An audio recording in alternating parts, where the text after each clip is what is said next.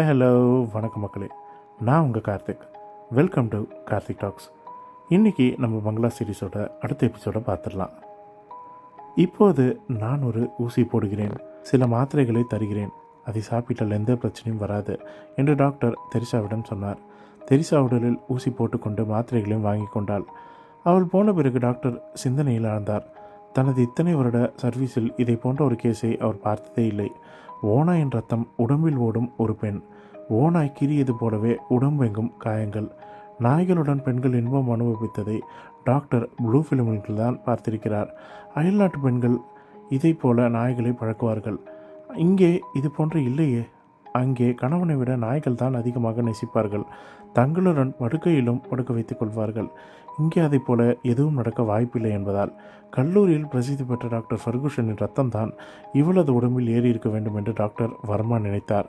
இன்று மாலை ஃபர்குசனை சந்திக்க வேண்டும் என்று டாக்டர் வர்மா முடிவு செய்து கொண்டார். அந்த நபர் எப்படி இருப்பான் என்று இவர் அறிய மாட்டார். ஏன், என்ன விஷயமாக இங்கே வந்தீர்கள் என்று அந்த நபர் கேட்டால் என்ன பதில் சொல்வது என்று டாக்டர் வர்மா யோசித்தார். பிறகு அவருக்கே ஒரு யோசனை தோன்றியது. அந்த டாக்டர் சரித்திர பேராசிரியர் என்பதால் அதில் ஏதாவது சந்தேகம் கேட்டுக்கொண்டு சந்திக்கலாம் என்கிற முடிவுக்கு வந்தார். முதலில் கல்லூரி வாசலுக்கு சென்றார். அங்கே டாக்டரின் நண்பர் ஜோன்ஸ் இருக்கவே டாக்டருக்கு மிகவும் சௌகரியமாக போய்விட்டது. ஒரு சரித்திர புத்தகத்தை கேட்டு பெற்ற அதை 1 மணி நேரத்தில் படித்து முடித்தார் டாக்டர். சரித்திரம் ஏதும் தெரியாமல் டாக்டர் ஃபர்குசனிடம் பேச முடியாதல்லவா? அதனால் இதை படித்து தன்னை தயார்படுத்தி கொண்டார். சரியாக மணி 6 டாக்டர் வர்மா காரில் ஏறினார். ஃபர்குசன் வீடு எங்கே என்று கேட்டு அங்கே போனார். வீட்டின் முன்பாக இருந்த கேட் மூடியிருந்தது. அதை திறந்து உள்ளே போகும் முன் வீட்டு கதவை திறந்து கொண்டு டாக்டர் ஃபர்குசன் வெளியே வந்தான். நீளமான கோட், பழையகால முத்திரை போட்ட பொத்தான்கள், வெளுத்து போன கைவிரல்களும் உள்ள இவர் சாதாரணமான ஆள் அல்ல என்பதை வர்மா உணர்ந்தார். கேட்டை திறந்தது டாக்டர் தான்.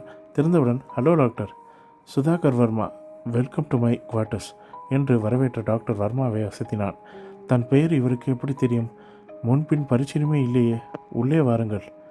வணக்கம் டாக்டர் ஃபர்குசன் என்று சொல்லியபடியே அவர் காரை உள்ளே கொண்டு வந்து நிறுத்திவிட்டு இறங்கினார்.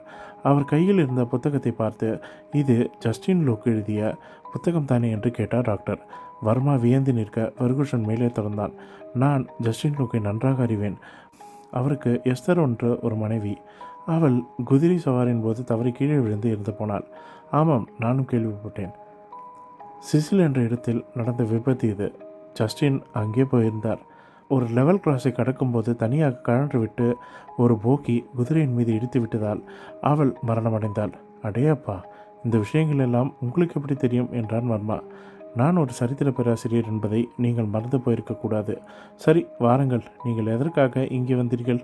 அதை பற்றி சொல்லுங்கள். இருவரும் இப்போது உள்ளறையில் அமர்ந்திருந்தார்கள். நீங்கள் இங்கே வருவீர்கள் என்று நான் எதிர்பார்த்தேன். அதேபடி நீங்கள் தைமூர் என்கிற மெகலாய வீரரை பற்றி கேட்க வந்திருக்கிறீர்கள் என்று ஆரம்பித்த ஃபர்குசன், தைமூர் எப்படி பல நாடுகளை தாண்டி இந்தியாவிற்குள் வந்தான் என்பதை விளக்கமாக சொல்ல டாக்டர் வர்மா விக்கித்து போனார். மேற்கொண்டு அவரால் எதுவும் பேச முடியவில்லை. இனி எதை பற்றி கேட்பது? கேட்க வந்த விஷயங்களை பற்றியே இந்த நபர் மிகவும் விலாவரியாக சொல்லிவிட்டாரே. நான் உங்களிடம் பேசத்தான் வந்தேன் என்றார் வர்மா. அவரை தொடர்ந்தார். உங்கள் மாணவி தெரிசா உங்களை பற்றி என்னிடம் நிறையவே சொல்லியிருக்கிறார். உங்களது சரித்திர புலமையை பற்றியும் சொன்னாள். அதனால் தான் வந்தேன். அவள் சொன்னது சரிதான். எல்லோரும் இதே போன்ற சக்தி வந்துவிடுவதில்லை. சரி, நீங்கள் என்ன சாப்பிடுறீர்கள்? விஸ்கி குடிக்கிறீர்களா? கம்பெனிக்காக குடிக்கிறேன் என்றார் வர்மா. டாக்டர் ஃபர்குசன் அங்கிருந்து எழுந்து எதிரிருந்த திரையை விளக்க உள்ளே ஒரு மேஜை, அதன் மீது விஸ்கி பாட்டில், 4 டம்ளர்கள் ஐஸ் நிறைந்த பெட்டி. இதை பார்த்த வர்மாவுக்கு திடீரென மனதில் ஒரு எண்ணம் தோன்றியது. இதற்குள் ஒரு டம்ளர் விஸ்கியை ஊற்றி அதில் ஐஸ் கட்டிகளை போட்டு விட்டான் டாக்டர். பிறகு அதை எடுத்து வர்மாவிடம் கொடுத்தான். வர்மா கொஞ்சமாக குடித்தார். அதனால் ஃபர்குசன் குடிக்கவில்லை. ஏன் நீங்கள் சாப்பிடவில்லையா? இன்று நான் சாப்பிடப் போவதில்லை. அதற்கு பிறகு சில நிமிடங்கள் பேசிக்கொண்டிருந்து விட்டு வர்மா எழுந்தார். உங்கள் வீட்டை நான் பார்க்கலாமா? அதற்கென்ன, பார்க்கலாமே. எல்லா இடங்களையும் மெதுவாக காண்பித்தார் டாக்டர் ஃபர்குசன். ஒரு அறை, அது படுக்கை அறை போலவே இருந்தது. அதன் கட்டில் மேல் 2 கையுறைகள் இருப்பதை டாக்டர் வர்மா கவனித்தார். அதில் இரத்தக்கரை இருந்தது தெரியவே வர்மா அதை அவன் அறியா வண்ணம் தன் பையில் போட்டுக்கொண்டார். பிறகு விடைபெற்று கொண்டு வீட்டிற்கு வந்தார் டாக்டர் வர்மா. கையுறையில் இருந்த இரத்தத்தை சுரண்டி எடுத்து மைக்ரோஸ்கோப்பில் வைத்து பரிசோதித்தார். அதில் தெரிந்த விவரங்களை பார்த்து டாக்டர் திடுக்கிட்டார். என்ன இது?